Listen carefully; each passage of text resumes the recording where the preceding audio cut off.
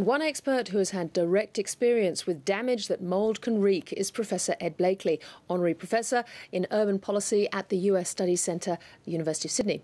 Professor Blakely earned the name of Recovery Tzar in the clean-up of New Orleans after Hurricane Katrina, where mould later became a serious problem. I spoke with him earlier. Professor Ed Blakely, welcome to the programme. Thank you for having me. Now, you've been through the disaster of Katrina and New Orleans. How worried should we be about Brisbane? We should be very worried about it because the things well after the disaster are very harmful.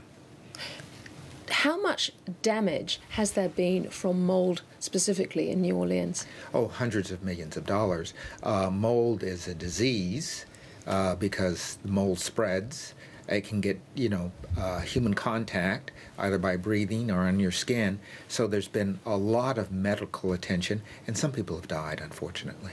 So it literally did hit the hospitals quite quickly, did it? Not quickly. It took about a year or so, and that's why I'm worried, because it takes a while for the mold to start growing and the spores to start growing. And when they do grow, people don't notice them. It's like gas, slowly, and they're breathing it in, and the next thing you know, particularly young people or vulnerable people are bringing it in, and then they have these attacks, and you know that's all over the building. I was going to ask you because, of course, in our tape piece, we've got the Workplace Health and Safety Queensland saying that they are reluctant to accept that mould should be a major concern for business. And so far, they've had very few complaints. But this looks as though it is a time bomb.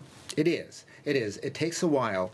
And the real problem we have here is that since people have been adopting new materials, gypsum and so forth, that hold moisture, you don't notice this mold, and it grows in the inside, and then pretty soon it just springs out. It will actually come right through a wall. It's very sinister, isn't it? Yeah, it'll come right through a wall. You have wallpaper on, all of a sudden you see some green spots, and inside it's full of mold. So when would you expect the mold issue to peak in Brisbane?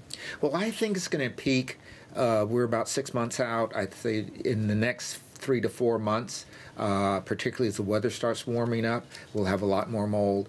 And it's damp, they're up there, so there's a combination of dampness and warm weather will make it worse. Will the mould go as high as, because of course there was a high flood line, will it go 2 feet above that? Oh, it'll go much higher than that. Once it starts moving, it's almost like an animal. It climbs right up the walls, particularly if it's dark and cool. So the mold takes on a life of its own. You talk about chipboard and the different materials. Again, it was mentioned in the tape piece. Is it time for a rethink on the types of materials that we use?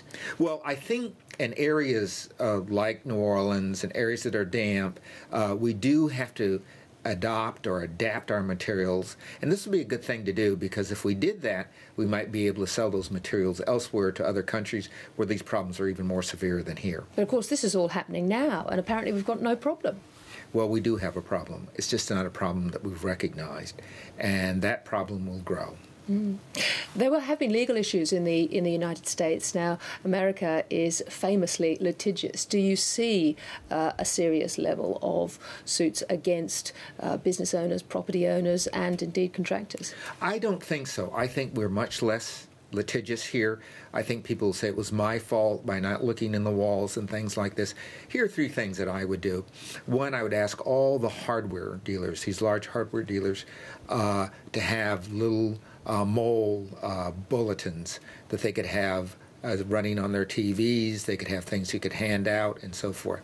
The second thing I would do, I'd inspect every senior citizen's facility, aged facility and so on, and make sure it was mold-free. And then I'd ask business owners and homeowners to have voluntary inspectors come to their places to see what the incidents are.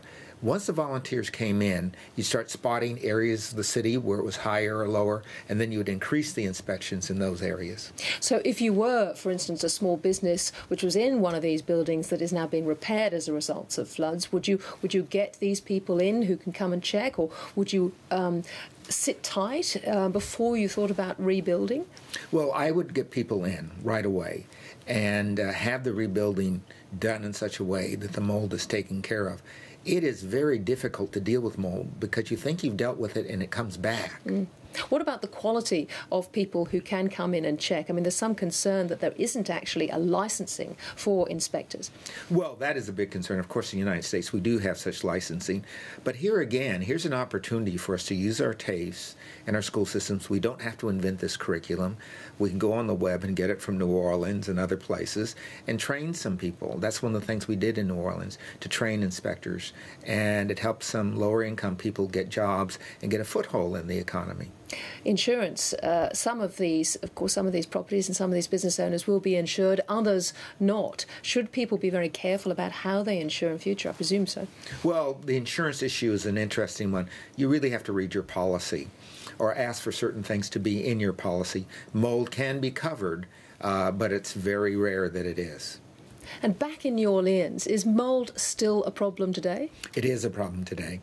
And it's a problem today because as people rebuilt their older homes, the mold was caught in the older homes. The newer homes have less of the problem. But when they're going back in the old homes, sometimes it's been 2 years and the mold's been allowed to grow, so it's still a problem. And is it true that you go into a room and you can smell the mold, or could mold be there even without the smell? Well, it can be there without the smell, but you certainly do smell it. And even people here who live near the beach will smell the mold in their homes if they've closed it up for a day or two.